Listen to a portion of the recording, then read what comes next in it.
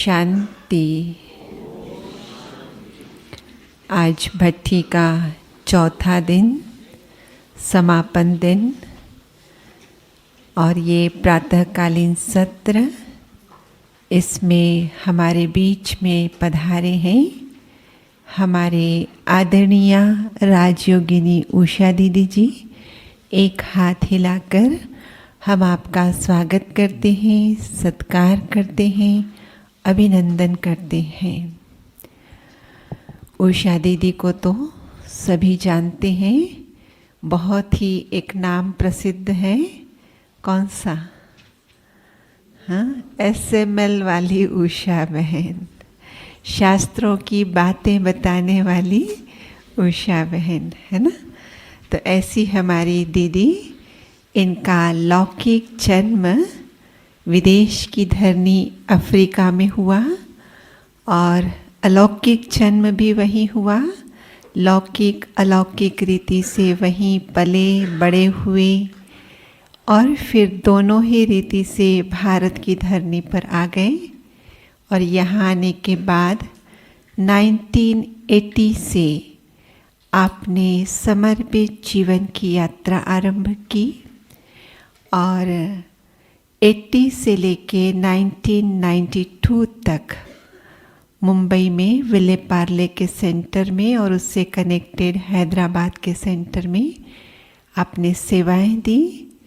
और उन सेवाओं के अंतर्गत आपने काफ़ी कुछ विस्तार किया और फिर 1993 में आपको गोल्डन लॉटरी मिली मधुबन निवासी बनने की।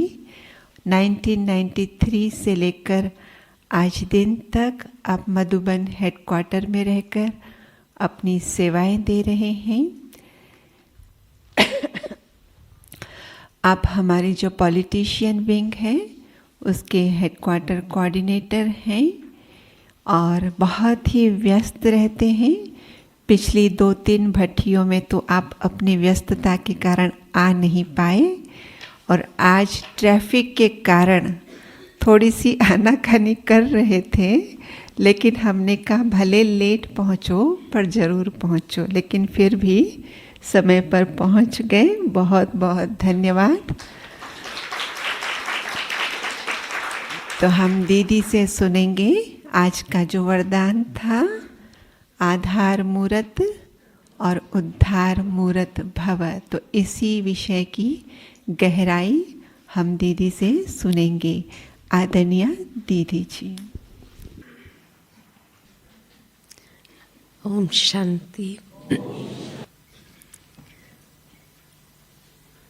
आज बाबा ने वरदान में हम बच्चों को ये बहुत सुंदर प्रेरणा दी कि बच्चे तुम्हें आधार मूरत उद्धार मूरत बनना है। जिस तरह ब्रह्मा बाप हर एक बच्चे के लिए आधार मूरत बने, उद्धार मूरत बने, वैसे हम बच्चों को भी बनना है। इसी बात को लेकर के मैं यही सोच रही थी कि बाबा का जीवन अगर बाबा आधार मूरत बने, उद्धार मूरत बने, तो उसका आधार क्या था? ब्रह्मा बाबा की सबसे पहले अगर स्मृति देखा जाए कि जिस स्मृति को हम बच्चों को भी एडॉप्ट करना है आधार मूरत उद्धार मूरत बनने के लिए, तो बाबा की स्मृति में यही था कि मैं इस कल्प वृक्ष की जड़ में हूँ, जहाँ से सारे वृक्ष को सकाश मिलती है, सारे वृक्ष को जैसे पालना मिलती है। तो इसीलिए जब हम भी अपनी स्मृति में ये रखें कि हम भी इस कल्प वृक्ष में पूर्वज है। तो ये स्मृति हमें उस लेवल तक ले जाती है कि जहाँ हम ये देखते हैं कि हमारे द्वारा ही हर एक को ये शक्ति मिलती है, सकाश मिलती है, जिससे उन आत्माओं का भी सहज उद्धार हो सकता है। तो ये स्मृति बहुत अंदर में पावरफुल होनी चाहिए। जब बाबा की कल की अव्यक्त मुरली सुन रहे थे तो उसमें भी बाबा ने विशेष ये कहा कि जो आरंभ में आ गए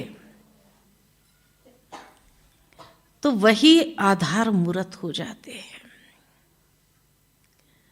क्योंकि पीछे आने वाले तो प्रजा में चले जाएंगे। हाँ, बाबा ने कहा कि कुछ आत्माएं ऐसी होगी जो फिर भी last so fast so first जा सकती है, लेकिन मेजॉरिटी जो होंगी वो तो पहले वाले बच्चों को ही बाबा ने ये एक जिम्मेवारी दिया कि आप आधार मूर्त हो।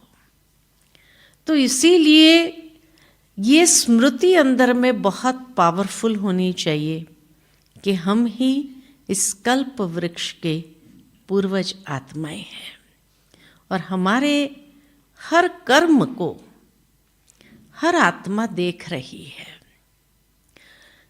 जब बाबा ने वो मुरली चलाई थी तो छोटा वृक्ष था फिर भी, लेकिन आज ये ब्राह्मणों का वृक्ष कितना विस्तार को पा चुका है और इतना विस्तृत हो गया है।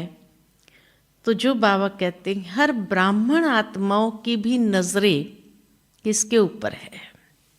उन बाबा के पुराने बच्चों के ऊपर है कि कम से कम उनको देखते हुए हम अंजलि प्राप्त करें अपने जीवन के लिए भी। ये क्या कर रहे हैं, कैसे कर रहे हैं, कैसे उनका कर्म है, कैसा उनका जीवन है, हर बात को बहुत बारीक से देखते हैं। और इसीलिए बाबा कहे कि कभी भी किसी की भावना को ठेस नहीं पहुंचनी चाहिए, क्योंकि वो इतनी ऊंची दृष्टि से नजर से देखते हो और हमारे कर्म अगर साधारणता में चले जाए या व्यर्थ में चले जाए तो वो आत्माएं भी कहीं न कहीं आहत होती है अंदर में कि अरे यहाँ भी ऐसा है ना। तो फिर हम ही आधार मूर्त बनते हैं उनकी स्थिति को भी नीचे लाने के लिए। तो इसीलिए ये स्मृति हर वक्त एकदम पावरफुल रीति से होनी चाहिए कि हमको हजारों आंखें देख रही है और फॉलो करने का प्रयत्न कर रही है।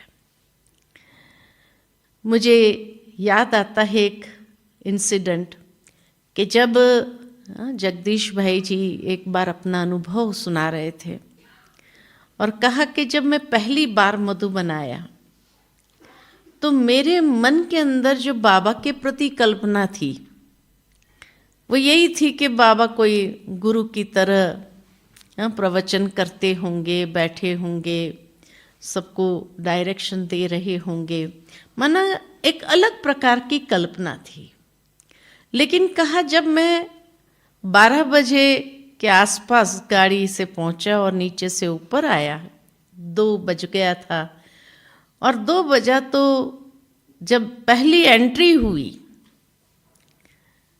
तो ब्रह्मा बाबा को देखा कि ब्रह्मा बाबा रास्ता बना रहे थे। जो ढलान थी तो ढलान के कारण जो बारिश के दिनों में वो रास्ता धुल गया था और उस कारण से जैसे फिसलते थे कई बार कई लोग। तो 2 बजे बाबा हाफ पैंट पहन करके जैसे वो मिट्टी डाल डाल करके जैसे उस रास्ते को पक्का कर रहे थे। तो कहा मुझे समझ में नहीं आया मैं क्या करूं, बाबा को मदद करूं। एक तो थकावट थी सारे रास्ते की, पहले के ज़माने की ट्रेन वो कोयले से चलने वाली, तो नेचुरल है पूरा स्वरूप बोले मेरा ऐसा हो गया था। तो पहले स्नान करूं, फ्रेश होऊं और आऊं, या पहले ही मदद करूं, ये समझ में नहीं आया। तो कहा ये जो छाप थी बाबा के, इस स्वरूप की जो छाप थी, और फिर बाबा ने जैसे देखा और कहा बच्चे तुम जाओ, फ्रेश हो जाओ, रेस्ट करो, खाना खा लो और रेस्ट करो, फिर शाम को मिलना। तो कहा कि ये जो एक फीलिंग और पहली छाप थी मन के अंदर, कि आज कोई गुरु ऐसा नहीं होता है, दुनिया का कोई पिता भी ऐसा नहीं होगा। वो भी हमेशा यही आश रखता है कि हाँ हम बच्चे पहले हमको मदद करें, आएंगे तो अच्छा चलो चलो चलो, है ना। लेकिन ये पिता कैसा है जो सारे लोग सो गए हैं और बैठ कर दोपहर के समय में रास्ता बना रहे हैं, और उसके बाद भी जब देखते तो कहते बेटा कोई बात नहीं, तुम जाओ और खाना पीना खा करके फ्रेश हो करके फिर थोड़ा रेस्ट करो, शाम को मिलना। ये है आधार मूर्त, कि जब हम कहते हैं कि बाबा के जीवन का स्लोगन ये था, जो कर्म मैं करूंगा मुझे देख सब करेंगे, और इसीलिए हर कर्म करने के लिए बाबा जैसे हमेशा आगे बढ़ जाते थे। पुराने जो भी मधुबन निवासी हैं उनके मुख से भी जब सुनते हैं कि साकार बाबा कभी तो देखो धोबी घाट में पहुंच गए और धोबी घाट में फटके लगा रहे हैं कपड़ों को, और वहाँ भी ज्ञान को अप्लाई कर रहे हैं और बच्चों को भी सिखा रहे हैं कि कैसे हमें अपनी स्थिति को श्रेष्ठ बनाना है। कभी तो अनाज साफ करने में पहुंच गए, और कभी देखो तो बच्चों को सुबह सुबह पहाड़ियों पर ले जा कर के, वो भी पहले नंबर में चल कर कहते मैं इंजीन हूँ। और इस उम्र में भी बाबा इतने एक्टिव कि पहाड़ चढ़ने में भी बच्चों से आगे रहते थे। तो बाबा के कॉन्शियसनेस में ऐसा क्या होगा जिस कारण से बाबा हमेशा आगे रहते थे, और हर कर्म जैसे एग्जाम्पल बन करके करना, कि मुझे देख रहे हैं सारे बच्चे, जबकि इतने बच्चे नहीं थे उस समय यज्ञ के अंदर जितने आज है, लेकिन फिर भी एक एक के प्रति बाबा का इतना महत्व था, वैल्यू था दिल दिमाग के अंदर, कि बाबा अपनी एज को भी भूल जाते थे, और फिर भी बाबा बच्चों से हर कर्म में जैसे आगे रहते थे। ये कॉन्शियसनेस बाबा की, उस कॉन्शियसनेस को हमें अपने जीवन के अंदर लाना है, क्योंकि आगे आने वाले समय में बाबा कहे जब अनेकों को साक्षात्कार होगा तो भाग करके किसके पास आएंगे कि भाई आपने तो इतना समय फिर भी लिया बाबा से, इतना ज्ञान सुना आपने, हमें तो थोड़ी सी अंजलि दे दो, थोड़ा ही चाहिए। उसी में ही वो खुश हो रहे हैं, है ना। तो इसीलिए बाबा कहे कि हमें भी अपने अंदर वो अटेंशन रखते हुए हर कर्म करना है। ये ना समझे कि हाँ हम पीछे आए हैं तो चलेगा, जो पुराने हैं वही आधार मूर्त है, नहीं। क्योंकि आने वाले जो समय है उसमें तो जो बच्चे आएंगे उसके लिए आप लोग भी तो आधार मूर्त बनेंगे, जो पीछे आए हैं वो भी तो आधार मूर्त बनेंगे या नहीं बनेंगे। तो इसलिए अपनी कॉन्शियसनेस को बहुत ऊंची रखना है कि हम कौन है, और बाबा हमें किस नज़र से देखता है, तो हमें अपने आप को भी उसी लेवल पर ले जा करके स्थित करना है। साथ ही साथ जैसे बाबा का ये स्लोगन था कि जो कर्म मैं करूंगी मुझे देख अनेक करेंगे, तो उस कर्म में क्या होना चाहिए? तो जो बाबा कहते हैं कर्म में निरअहंकारीपन, जो लास्ट के बाबा के 3 शब्द रहे, उसमें बाबा ने जैसे ये 3 शब्द के अंदर सब कुछ दे दिया कि मैंने अगर अपनी स्टेज बनाई तो ये 3 बातों को लेकर के बनाई है। और ब्रह्मा बाबा ने सचमुच वो 3 बातें प्रैक्टिकल जीवन के अंदर जो बाद में जाते समय भी देते गए कि बच्चे इसी 3 चीज पर अगर आप फोकस रखेंगे तो आप भी अपना जीवन last so fast so first सहजता से बना सकेंगे और अनेकों के लिए आधार मूर्त उद्धार मूर्त बन जाएंगे। तो जो कहा निराकारी भव, निरहंकारी भव, निर्विकारी भव, ये 3 बातें ही आधार स्तंभ है। अगर ब्राह्मण जीवन का भी आधार स्तंभ है तो ब्राह्मण जीवन के हर कर्म का भी आधार स्तंभ है। बाबा की आने वाले संडे की मुरली में 19 तारीख की पढ़ रही थी, तो उस मुरली के अंदर बाबा ने इन 3 चीजों को बहुत अच्छी तरह से स्पष्ट किया है कि जब तक हम खुद निराकारी स्थिति में रह करके अगर किसी को ज्ञान भी देना है, अगर ऐसे ही दे दिया तो वो यही कहेंगे अच्छा है ज्ञान और चले जाएंगे। लेकिन जब निराकारी स्थिति में स्थित होकर के ज्ञान सुनाते हैं तो उस आत्मा को छूता है, एक एक बात बाबा कहे छुएगा उसको, और वह भी निराकारी स्थिति में सहजता से स्थित हो जाएगा। उसी समय उसको खुद को महसूस नहीं होगा, लेकिन सचमुच उसकी आत्मा को जो चीज स्पर्श कर रही है तो उस स्थिति में वो भी आ जाएगी। तो इसीलिए बाबा कहे निराकारी स्थिति आधार है, निरअहंकारी स्थिति आधार है। हर श्रेष्ठ कर्म करने के लिए निरअहंकारी स्थिति चाहिए। बिना निरअहंकारी स्थिति के श्रेष्ठ कर्म कभी हो ही नहीं सकता है।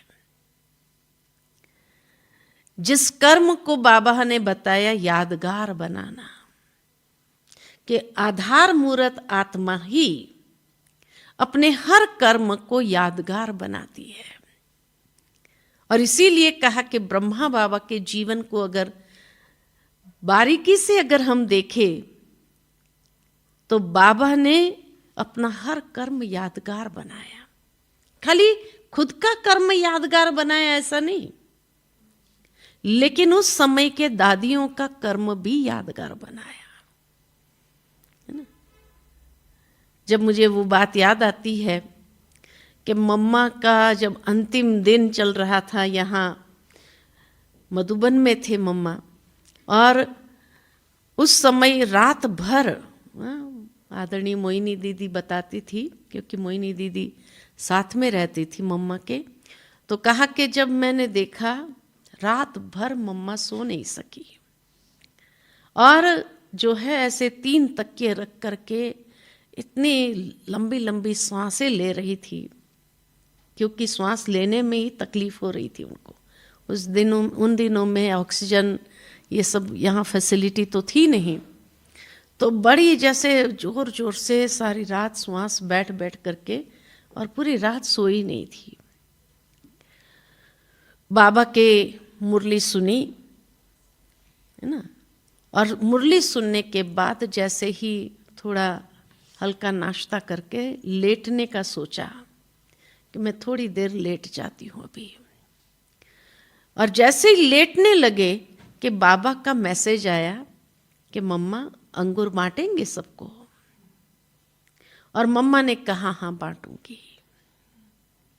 और मम्मा उठ करके अंगूर बांटने के लिए बाबा ने जो कहा तो जाने के लिए तैयार होने लगी।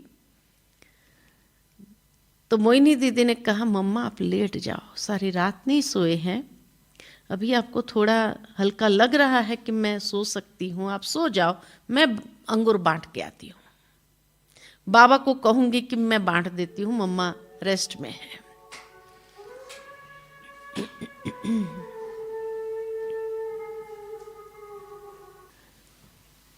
तो जब दीदी ने ये कहा कि मैं जाकर बाबा को कहती हूँ, तो या तो बाबा बांट देंगे और बाबा को अगर कोई चाहिए साथ में तो मैं बैठ जाऊंगी, आप रेस्ट करो। तो मम्मा ने कहा कि क्या बाबा को पता नहीं है? और फिर भी अगर बाबा ने कहलवाया है तो उसमें दूसरा कोई संकल्प नहीं होना चाहिए। और मम्मा पहुंच गए तो दीदी ने कहा, फिर बाद में मुझे महसूस हुआ कि जब मम्मा ने शरीर छोड़ा और उसके बाद जब हर 18 जनवरी हर 24 जून अंगूर बंटता ही है, तो हर कर्म को यादगार खुद का खाली नहीं बनाया, लेकिन दूसरे दादियों का भी बनाया, मम्मा का भी हर कर्म यादगार बना दिया। तो आधार मूर्त उसको कहते हैं कि खाली खुद श्रेष्ठ कर्म करे ये नहीं, लेकिन दूसरों को भी उस कर्म के लिए प्रेरित करना और उनके कर्मों को भी यादगार बना देना। तो आधार मूर्त का हर कर्म खाली श्रेष्ठ नहीं, यादगार हो जाता है। लेकिन उसके लिए ये जरूर है कि सबसे बड़ी शक्ति अगर चाहिए तो वह है त्याग की शक्ति। जब तक ये त्याग न हो तब तक आधार मूर्त उद्धार मूर्त बन नहीं सकते हैं, और यही उनकी तपस्या है। तभी यथार्थ सेवा वो कर पाते हैं, या जिसको कहा जाए निस्वार्थ सेवा वो कर सकते हैं। तो इसीलिए ये त्याग आज दुनिया में भी जब देखते हैं कि कोई भी माता पिता अपने बच्चों को आगे अगर बढ़ाना चाहते हैं, भावना यही रहती है, लेकिन उसके लिए खुद को भी जब तक वो त्याग नहीं करते हैं तब तक वो बच्चों को भी आदर्श नहीं बना सकते हैं या आगे नहीं बढ़ा सकते हैं। तो ये सबसे बड़ी गुह्य बात है कि आधार मूर्त बनने के लिए त्याग की वृत्ति बहुत डीप लेवल पर चाहिए, तब जाकर के हर कर्म यादगार बन जाते हैं। और तभी उन आत्माओं को भी दुआओं की प्राप्ति होती है। इसीलिए बाबा हमेशा कहते, जो आधार मूर्त उद्धार मूर्त होते हैं वो अनेकों की दुआओं की प्राप्ति करने वाले बन जाते हैं। सहजता से सबके दुआएं इकट्ठी कर लेते हैं, और तब उनका जमा का खाता इतना अधिक हो जाता है कि वो सबसे आगे निकल जाते हैं। जब पिछले टर्न की बाबा की मुरली सुन रहे थे तो उसमें बाबा ने यही कहा कि बाबा की अभी एक ही आश है बच्चों के प्रति। कौन सी बताई? संपन्न और समान बनना। जब संपन्न और समान बनना कहा तो संपन्न और समान कैसे बनेंगे? तो उसके लिए जो बाबा ने विधि बताई कि बच्चे कई बार सोचते हैं कि आज का दिन हमने किसी को दुख नहीं दिया, कोई बुरा कर्म नहीं किया, ये चार्ट अपना चेक कर लेते हैं, लेकिन उससे फायदा नहीं है ना। दुख नहीं दिया बहुत अच्छी बात, लेकिन उससे फायदा नहीं। क्यों? क्योंकि जमा नहीं हुआ। दुख नहीं दिया, लेकिन मैंने सुख कितना दिया, ये जमा का खाता बनाता है। दुख नहीं दिया, ये जमा का खाता नहीं बढ़ाता है। तो बाप समान बनना है, मतलब कि जमा का खाता मेरा कितना बढ़ रहा है, ऐसे मेरे कौन से कर्म है जिससे मैं जमा का खाता अपना बढ़ा रही हूं।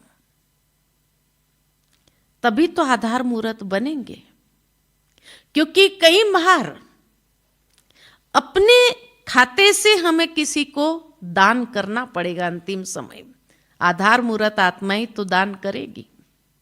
अपने पुण्य को कई बार कितना दान करना पड़ेगा, दुआओं के दान करना पड़ेगा।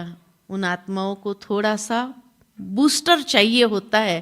कई बार कई लोग पुरुषार्थ कर रहे हैं, लेकिन जैसे कि कहीं अटक गई है उनकी गाड़ी, कोई पुराना संस्कार इतना पावरफुल है जो उनको आगे बढ़ने नहीं देता है। तो ऐसी आत्माओं को ब्राह्मण आपस में दान नहीं कर सकते, लेकिन सहयोग देना। इसलिए कहा कि अपने शक्तियों से, अपने खजाने से उनको सहयोग देना, उनको दुआएं देना, उनके प्रति शुभ भावना, शुभकामना रखना, या उनको कभी कभी अपने पुण्य में से थोड़ा सा हिस्सा भी देना होता है। ये है आधार मूर्त, उद्धार मूर्त आत्मा का कर्तव्य। तो इसीलिए बाबा कहे कि भाई मैंने दुख नहीं दिया, मैंने कोई बुरा काम नहीं किया, ये चार्ट तो चेक कर लिया, लेकिन उससे प्राप्ति नहीं है। बहुत अच्छा है, नहीं दिया बहुत अच्छी बात है, लेकिन जो आपने किया ये जमा का खाता बढ़ाता है। और इसलिए जितना अधिक जमा का खाता होगा उतना ही बाप समान संपन्न, जो कहा तो संपन्न किस में, कि जमा के खातों में संपन्न। तीनों जमा के खाते जो बाबा ने बताए हुए हैं, प्रारब्ध, पुण्य और दुआएं, ये तीनों जमा के खाते फुल होना चाहिए, तब बाप समान स्थिति हमारी बन सकती है। और बाप समान बनना माना उसी जमा, जैसे दुनिया में किसी के पास अच्छा बैंक बैलेंस होता है तो आवश्यकता पड़ने पर खुद को भी चाहिए तो यूज कर सकता है, या किसी और को भी चाहिए तो सहयोग दे सकता है। ठीक इसी तरह बाबा कहे आपके पास भी इतना जमा होना चाहिए जो आप दूसरों को दे सकते हैं। जिसका प्रैक्टिकल एग्जाम्पल जब बाबा कई बार अपना सुनाते हैं अनुभव में, कि बाबा कई बच्चों को, जो अनन्य बच्चे होते थे उस समय, जैसे बाबा ने विश्व किशोर भाव के लिए कहा कि जब उनको रात भर नींद नहीं आई और बाबा को बताया, तो बाबा ने रात भर जैसे उस आत्मा को अपने खजाने से वो सकाश देते हुए, ताकि वो आत्मा आराम कर सके, उसको दर्द महसूस न हो, वो सुकून की नींद ले सके, उसके लिए बाबा ने पूरी रात उस आत्मा को सकाश दिया। तो ये है आधार मूर्त आत्मा के लक्षण, कि कैसे अपने खाते से वो आत्मा देवे दूसरों को। और जब ऐसे देते हैं तब वो आत्माएं सुकून का अनुभव करती है, और सुकून का अनुभव करते हुए भी जैसे इनडायरेक्टली उनकी दुआएं उस आत्मा को मिल जाती है। तो इसीलिए बाबा कहे आधार मूर्त बनना सहज बात नहीं है, लेकिन अपनी शक्ति से भी हमें खुद की नींद त्याग करके भी दूसरों को देना होगा। जितना हम सहयोग देते हैं, चाहे ब्राह्मणों में चाहे बाहर की आत्माओं को भी दान देते हैं, तो वो उस आत्मा के, वो आत्मा भी महसूस करती है कि जैसे हम ऋणी बन जाते हैं। अभी कुछ समय पहले एक बाबा की अव्यक्त मुरली मेरे हाथ में आई, तो उसमें बाबा ने बहुत अच्छी बात बताई थी, कि वो बात पढ़ करके अंदर में आया कि हाँ, क्यों बाबा कहते हम बच्चों को कि तुम्हें बाप समान बनना है। तो बाबा कहे कि जो आत्माएं बाप समान बन जाती है, भले थोड़ा बहुत परसेंटेज में कम होंगे, लेकिन फिर भी जो आत्माएं बाप समान बन जाती है, तो बाबा ने कहा कि 84 जन्म में कोई न कोई जन्म में ब्रह्मा बाबा के साथ पार्ट बजाने का उस आत्मा को सौभाग्य मिलता है। सोचो कितनी बड़ी बात है, क्योंकि 84 जन्म में बाबा के संबंधी तो होंगे ना। और वो कौन सी आत्माएं होंगी? कोई अज्ञानी आत्माएं तो नहीं होंगी। लेकिन जो इस ब्राह्मण संसार में जिन्होंने कुछ न कुछ किया है, ऐसी समानता वाली स्थिति में आई है, तो वो 84 जन्म में कोई भी एक जन्म में बाबा के नजदीक के रिश्तेदारी में वो होंगे, कोई ना कोई नजदीक का संबंध, क्योंकि उस लेवल में जाएंगे तभी तो साथ में पार्ट बजाने का भी मौका मिलेगा उस आत्मा को। तो इसीलिए बाबा कहे, ये बाबा की बात पढ़ करके उस अव्यक्त, मेरे को डेट तो याद नहीं है, नहीं तो डेट बता देती, लेकिन डेट अभी याद नहीं है। लेकिन जब ये मुरली पढ़ी तो ऐसा लगा कि बाबा किस तरह से रिटर्न भी करता है। अगर बाबा ने कहा कि बाप समान संपन्न बनना है, और जो आत्मा पुरुषार्थ करके फिर भी बन जाती है, थोड़ा बहुत अगर लेवल कम भी होता है, लेकिन फिर भी इतना बड़ा रिटर्न में भाग्य शिव बाबा उनको प्रदान करते हैं कि ऐसे बाप के साथ पार्ट बजाने का चांस मिले। क्योंकि बाबा के लास्ट जन्म में भी बाबा के संस्कार इतने रॉयल थे, तो सोचो कि द्वापर युग से भी तो बाबा के संस्कार कितने अच्छे रॉयल होंगे ही। हर जन्म में कितनी रॉयल्टी से बाबा जीते होंगे। लास्ट जन्म में भी इतनी बाबा की जो समृद्धि थी कि जब ब्रिजेंद्र दादी का अनुभव सुनते थे बॉम्बे में हम, तो ब्रिजेंद्र दादी हमेशा कहती थी कि जब मेरे भाई ने कंडीशन रखी थी बाबा के सामने, जब बाबा देखने आए थे और बाबा के सामने कंडीशन रखी थी कि मेरी बहन गलीचों पर चलेगी और सोने हीरो से सजी रहेगी, तो बाबा ने उस मंजूरी दिया कि हाँ तुम्हारी बहन गलीचे पर ही रहेगी, गलीचे पर ही चलेगी। और कहा एक पूरी अलमारी हीरे की, एक पूरी अलमारी सोने की, एक अलग अलग रत्नों की, इतना तो बाबा ने दिया उसको। और निर्मल शांता दादी भी हमेशा ये बताती थी कि एक बार वो बैंगल्स चढ़ाते हुए गिर गई, तो जैसे ही नीचे झुक करके उठाने लगे तो बाबा ने कहा गिरी हुई सर्वेंट को दे दो, गिरी हुई वापस नहीं पहननी। ये बाबा की लाइफस्टाइल थी अज्ञानता में भी, लास्ट जन्म में। तो सोचो द्वापर युग का पहला जन्म भी बाबा का कैसा होगा, या ये 84 जन्म बाबा के कैसे होंगे। तो ऐसी आत्मा के साथ अगर परिवार के सदस्य बनने का हमें चांस मिले, ये रिटर्न अगर मिले, तो बाप समान बनना चाहिए, नहीं बनना चाहिए? हाँ? इतना बड़ा सौभाग्य अगर मिलता हो कि कोई ना कोई जन्म में, सतयुग से लेकर कोई भी एक जन्म में अगर बाबा के साथ में रहना मिले पूरा जीवन, इससे बड़ा सौभाग्य और क्या हो सकता है। तो इसीलिए उस आत्मा के साथ का पार्ट बजाने का चांस मिले। भले आज हमें याद नहीं है कि कौन सा वो जन्म होगा, लेकिन बाबा की ये मुरली पढ़ने के समय महसूस होने लगा कि सचमुच वो भाग्य कैसा होगा। मैं सोच सोच करके हैरान हो रही थी कि हाँ, एक जन्म भी अगर बाबा के साथ रहने को मिले, उस आत्मा के नंबर 1 कृष्ण आत्मा के साथ रहने को अगर मिले, तो वो पार्ट भी कैसा होगा हमारे जीवन का, वो जीवन का सबसे खुशकिस्मत वाला जीवन कहेंगे, है कि नहीं। तो इसीलिए बाबा कहते हैं कि बाबा अगर कोई बात कहता है तो उसके पीछे भाव क्या है, ताकि वो सौभाग्य वो हर आत्मा प्राप्त करे। तो आधार मूर्त, उद्धार मूर्त बनना अर्थात कि उस आत्मा के साथ भी पार्ट बजाने का चांस मिले। तो हम कभी भी अपने आप को ये नहीं समझे कि हाँ हम नहीं बन सकते हैं, ये हमारे लिए प्रैक्टिकल नहीं है। नहीं, बाबा कहे तुम इतना जमा करो अपना।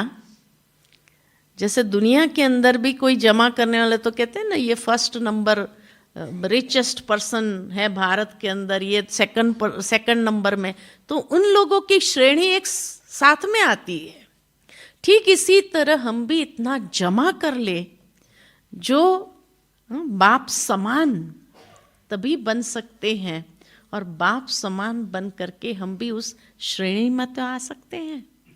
इसीलिए बाबा ने कई बार कहा कि फर्स्ट नंबर में नहीं, लेकिन फर्स्ट ग्रेड में तो आ सकते हैं, फर्स्ट डिवीजन में तो आ सकते हैं। तो ये तो सौभाग्य है ही है।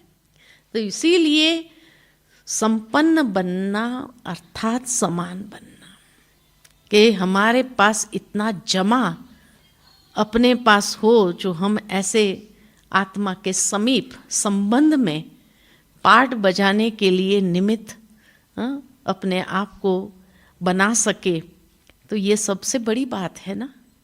तो समीप संबंध में आना, क्योंकि 84 जन्म में कितने समीप संबंध में होंगे, कितनी आत्माएं होंगी, फिर भी होगी तो सही।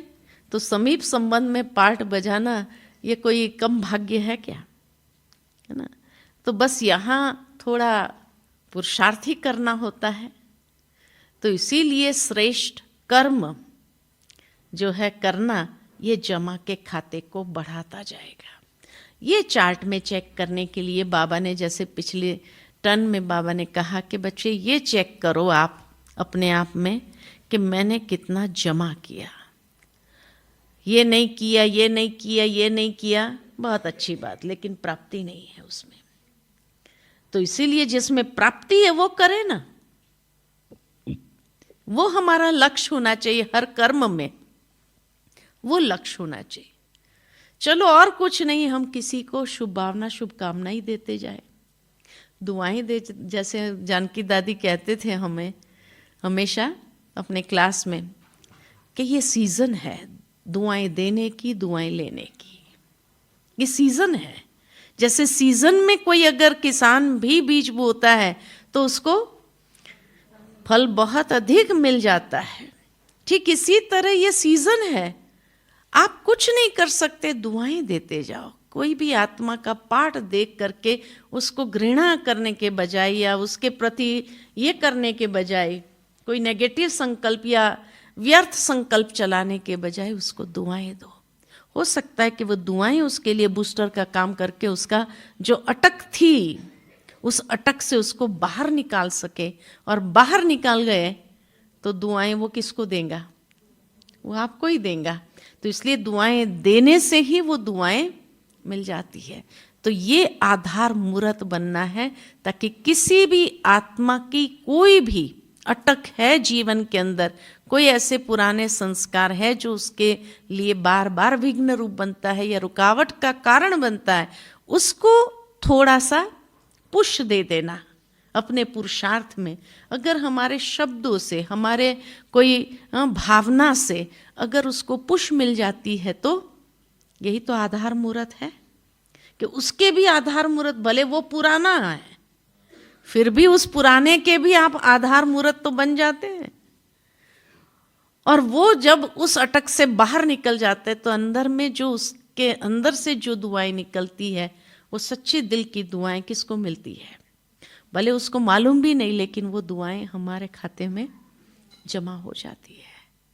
तो ये कितनी बड़ी बात, इतनी सूक्ष्म बातों के ऊपर बाबा ने हमारा ध्यान खिंचवाया है, अटेंशन खिंचवाया है कि बच्चे इस तरह से आप आधार मूर्त उद्धार मूर्त बनते जाओ। मौका ढूंढ लेना होता है हमें, कहाँ हम अपने आप को निमित्त बना दे।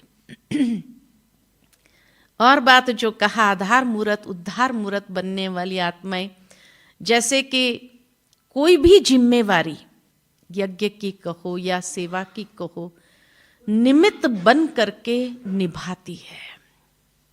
निमित्त बन करके निभाना। जब निमित्त बन करके उसको निभाती है तो उसका जमा बहुत सहजता से अधिक हो जाता है, क्योंकि निमित्त बनने का भाग्य बहुत अधिक है। कोई भी सेवा के निमित्त हम बने उसका भाग्य बहुत अधिक है।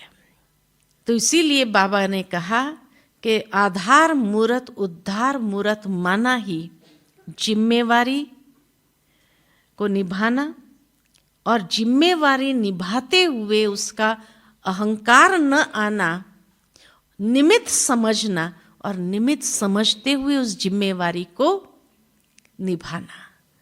ये है आधार मूरत उद्धार मूरत आत्मा का मुख्य आधार, कि वो अपने आप को जिम्मेवार समझे और जिम्मेवारी के साथ निरहंकारीपन से निमित्त समझते हुए उसको पूरा करे। तो ये कुछ बातें आज का वरदान सुनते सुनते मन में जो बातें आई तो वो आज सबके सामने रखी। बाकी तो आप सभी भी और विचार सागर मंथन करके और भी बातें निकाल सकते हैं कि किस तरह से हम अपनी विशेषताएं और अपनी क्षमता को समझते हुए हम कैसे निमित्त बने या कैसे आधार मूरत उद्धार मूरत बन सकते हैं। अच्छा, ओम शांति।